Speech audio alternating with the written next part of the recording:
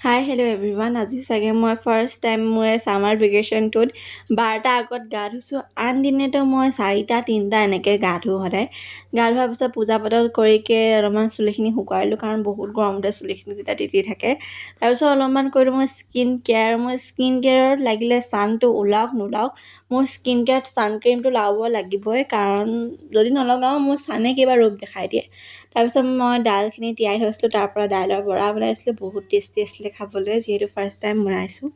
আৰু ইভিনিং টাইমত যিহেতু বহুত ধুনীয়াকৈ বৰষুণ দি আছিলে, আমাৰ মায়ে মোক চাহ একাপ বনাই দিলে আৰু লাষ্টত মই পকৰিও বনালোঁ।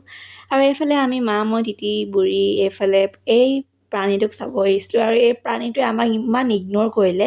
বাৰু একো নাই, ইয়াৰ লগত অলপমান টাইম স্পেণ্ড কৰিলোঁ। তাৰপিছত আহিকে অলপমান এছাইনমেণ্ট কৰিলোঁ, কাৰণ মোৰ এছাইনমেণ্টৰ এইটোকো হোৱা নাই, আৰু আমাৰ স্কুল খুলিব আৰু এনেকৈ অলপমান কৰিকে আজি ব্লগটো ইমানেই। Bye bye.